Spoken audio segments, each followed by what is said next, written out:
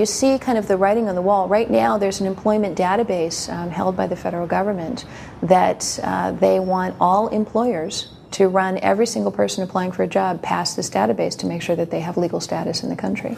For many years I've been concerned about the long-term likelihood of a free world for my grandchildren and my children, and now I'm very worried about it for myself because things are accelerating so fast. One of the big concerns that I have is if you get to the point where everybody's carrying RFID tagged items, whether it's a driver's license, whether it's a tag in your jacket, whatever it might be, then all it would take for the government in order to round people up or put people on a watch list, they could just put an RFID reader in a backpack, they could blend in with the crowd, mill back and forth, walk among the protesters or the gatherers or the people in the church or the mosque or wherever it might be, and automatically download and capture all of their information, upload it to a huge database and say, these were all the people who were seen at the peace rally, or these were all the people seen at the Democratic National Convention, whatever it might be. I think surveillance and tyranny, or surveillance and the loss of freedom, really go hand in hand when you look at other civilizations, other societies over the years,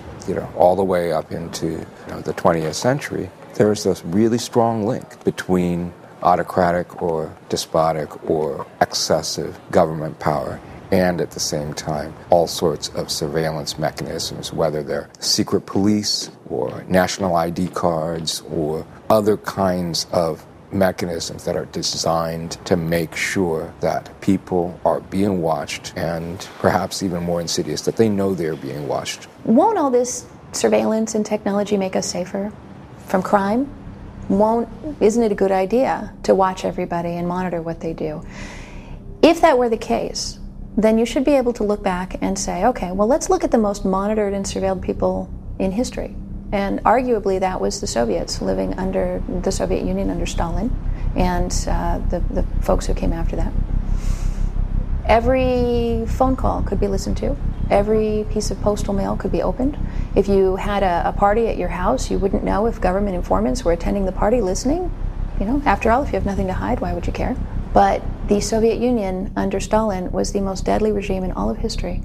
And in fact, under that regime, with all of that watching, 60 million people perished. 60 million people were killed by their own government, by the very government that was supposed to be protecting them. The bad guy might today be Al-Qaeda, and it might tomorrow be, fundamentalist Baptist.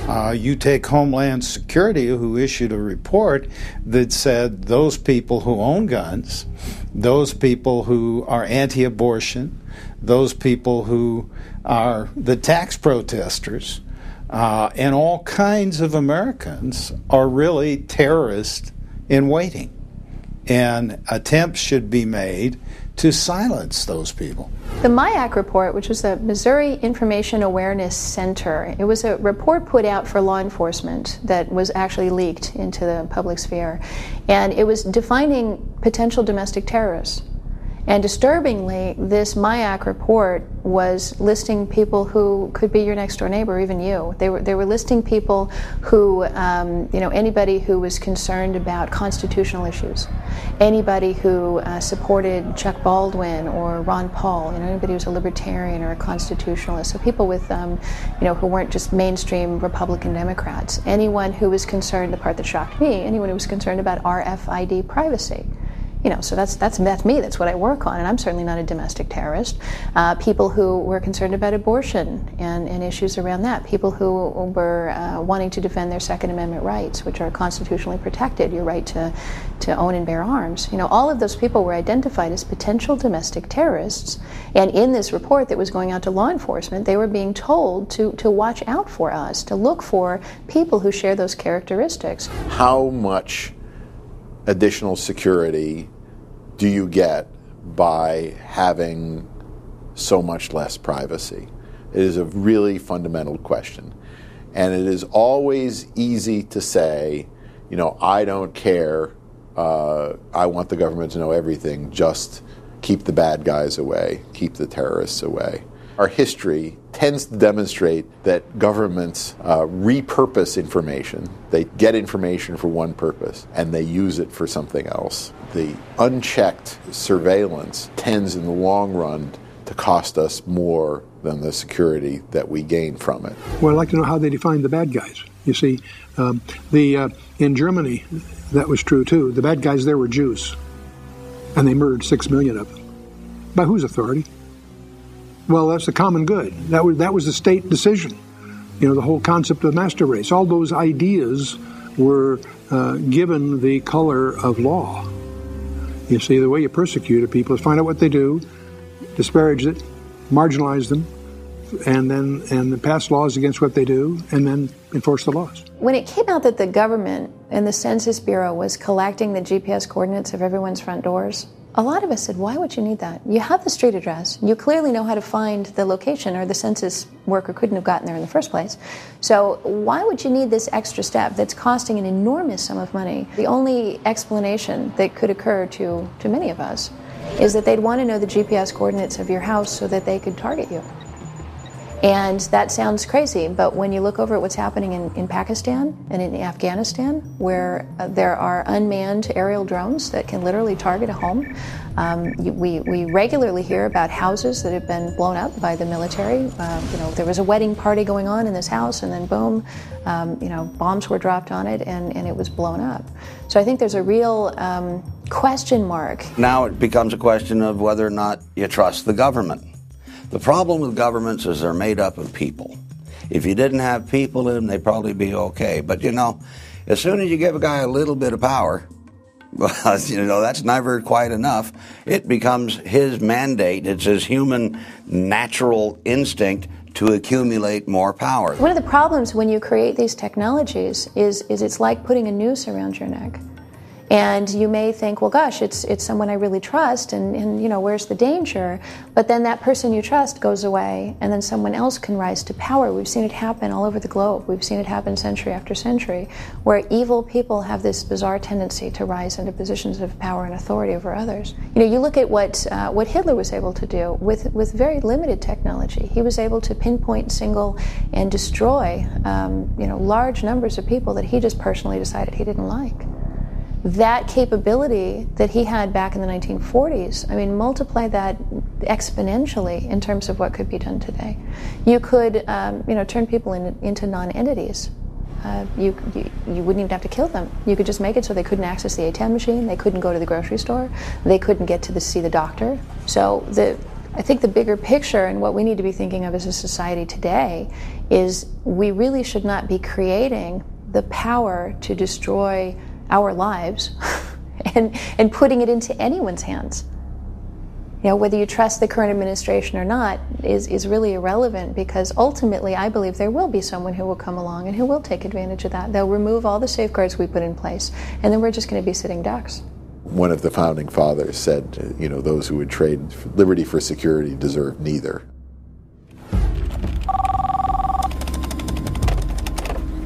Hello, John Wilson speaking. Okay, why do I have to come down? Sounds a bit strange. No offense, but I don't know anything about you. Yeah, sure, that would help. Okay, what's the address? Okay, how long is this going to take? I understand. Okay, bye. What's going on? Emergency prayer meeting? No. A Division of Homeland Security wants to ask me some questions. Come on, you? Yeah. Hey, this isn't one of your jokes, is it, Barry? No, man. Wish I'd thought of it, though. Huh. Hilarious. Relax. Buddy, this is the U.S. After this is over, you'll be able to sue them for emotional trauma and wasting your time. What most people don't realize is that for hundreds of years, thousands of extremely wealthy, powerful, and connected people have been working to create a one-world government. Many of these people are Americans. Most have all the best intentions in the world, and many are in positions of power right now. With every passing year, with every new crisis, the reality of America not being in control of its own destiny comes closer and closer. I believe all of us should be concerned about world government, especially if you understand those who are at the forefront pushing this agenda. If this comes in, I don't believe that it will be a democratic world government, although some of the organizations pushing this agenda are trying to make that case right now. I believe it would be a highly centralized world government where if you disagree with those in authority, you have no option but to go along. Those who disagree with them would be persecuted. There's no doubt in my mind. We would lose our freedom of speech. We would lose our freedom of worship and any other freedom you can imagine unless you are willing to come under their authority. They believe that freedom is not a good thing in the world today. They really believe that. They think that freedom leads to anarchy, it leads to non-unity, it leads to inefficiencies and so forth. And of course it leads to challenge of their own rule. And so they really want to bring all of mankind into some kind of a regimen. We're at the point in history right now where two groups of people, those who believe in the good of humanity and who stand for justice, and the other side, who for the last 800 years have been trying to destroy the very semblance of what society really means, and in the concept of humanity.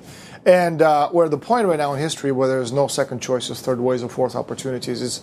It's a time where everybody has to make a moral decision, whether to defend truth, justice, freedom, and basically the planet, or take up the point of view of the other side, which is the destruction of nation-state republics and the destruction of life on this planet. There are several different organizations that have risen to the forefront, depending on whether they are pushing the political, the economic, or the spiritual aspects of the One World movement.